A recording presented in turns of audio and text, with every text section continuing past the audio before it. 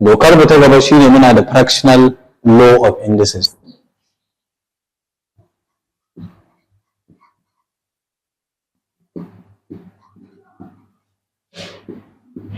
To shi fractional law ana samun sa ne yayin da ya kasance power ba whole number ba ce ba, saboda duk power da muka amfani da su a can baya za mu ga duk number ne.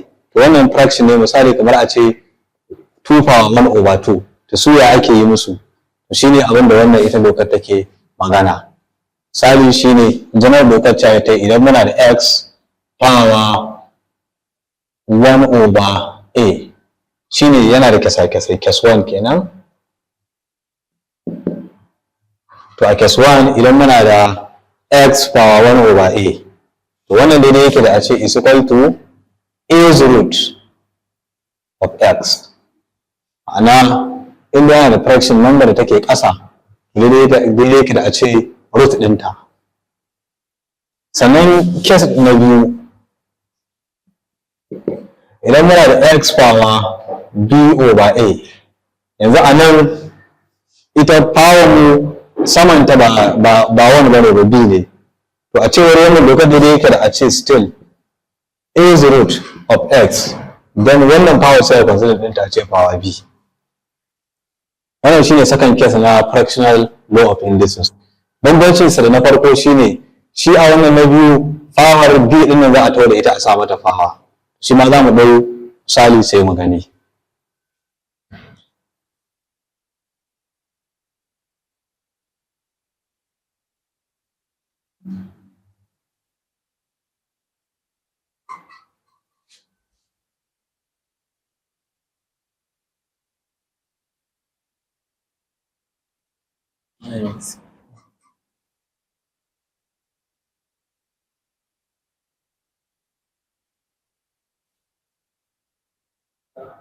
To, muna da 9 power 1 over 3, ko kuma bari mu ce 9 power 1 over 2, zai fi ba da ma'ana.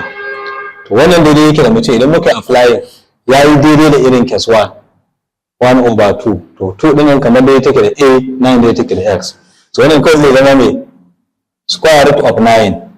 To a dokar maths ba mu da root 1 bai da root, saboda haka root yana fara da 2. To tunda ita kuma 2 ita ce ta farko, to ba a sawa, ba za a sa 2 ba anan. In an ga haka ana nufin kawai square root, ma'ana root na biyu. Amma idan cube root ne, misali root na 3, za a saka 3. In pose root ne za a sa 4, amma 2 shi ba a sawa, kamar yadda ba a saka 1. Wannan shine. To now wannan tunda square root ne, sai mu kokari wannan 9 din sai mu goma index, sai mu expressing ɗinta, ma'ana mu mai da ita irin ta kama da index. To wannan za mu ci daidai ka da yanzu a zai wace namba ce in muka rubanya ta so biyu za ta ba mu 9. So wannan 3 ce. In muka ce 3 so 3 shine zai ba mu 9. To ma'ana 3 square kenan. That is 3 times 3 shine zai ba mu 9. To ita kuma wannan square din ta yi iri ɗaya da mai square root. Saboda haka square za ta tafi da root. Wannan dai yake da 3. To wannan shine. Second case na biyu, shi anan muna da power, shi kuma anan kawai 1 ne. To in wani ya zo dama ba a consider. Wannan duk kusan abu ɗaya ne, kamar nan a ce is like power 1. To shi kuma dama power 1 mun ce is silent. To shi yasa a second case ba a samun power a first case. Wannan da yake da mu ce na farko dai muna da square root. To za mu ce mai square root of 4 then power 3.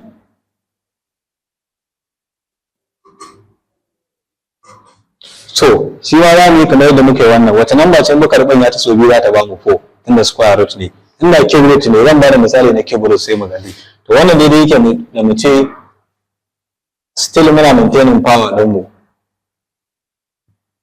B so B shine zai ba mu 4, to za mu yi ta 2 power 2 then power 3. So wannan ya kashe square root din nan. Daidai yake da mu ce 2 power 3. To wannan shi ne. Za mu ƙara wani misali.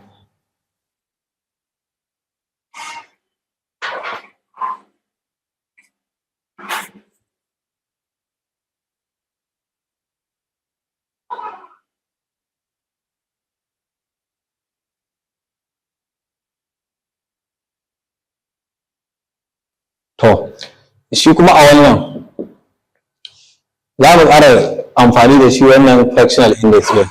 Abu na farko za mu fara cewa shi anan tun da ba 2 bane ba, 3 ce, to muna kiransa da cube root.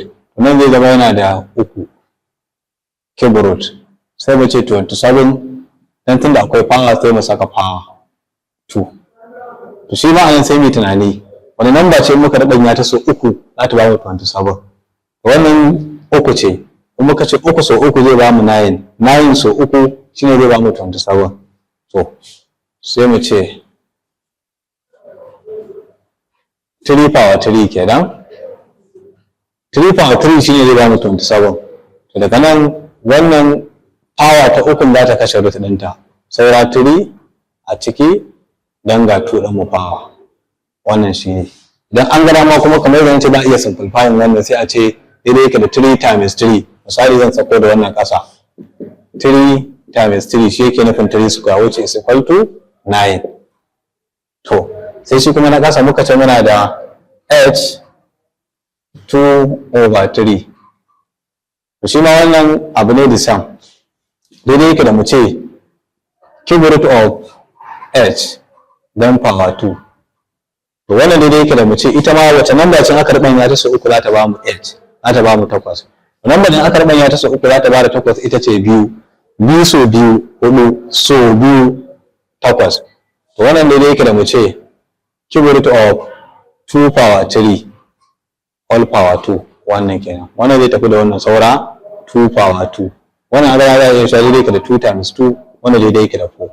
Wannan shine fractional law of indices. Sai law ɗinmu na ƙarshe akwai negative fractional law of indices. Duk da shi ba law bane ba, combine effect ne na negative law da kuma shi wannan fractional ɗin. To a wannan gabar za mu haɗa su. Misali shi idan muna da x power minus b over a. To abu na farko za mu fara kallasa a matsayin kamar negative law. To wannan da yake da mu ce x, mu fara cire negative din sai mu ce 1 over x b over a. Wannan mun koma negative law, wannan tana da presenting wannan minus din, to mun cire minus sai mu rage mana, sai mu ce 1 over square root is the root of x then power b. To wannan shine combined effect na negative da kuma fractional law of indices. Shi ma za mu ba da misali. Idan mun ba da misali wannan shine example ɗinmu na ƙarshe, sai kuma karatunmu na gaba sai a bibiye mu, idan da mai tambaya sai a yi mana a comment section ko a interaction session. To idan muna da 3 power minus 9 4 over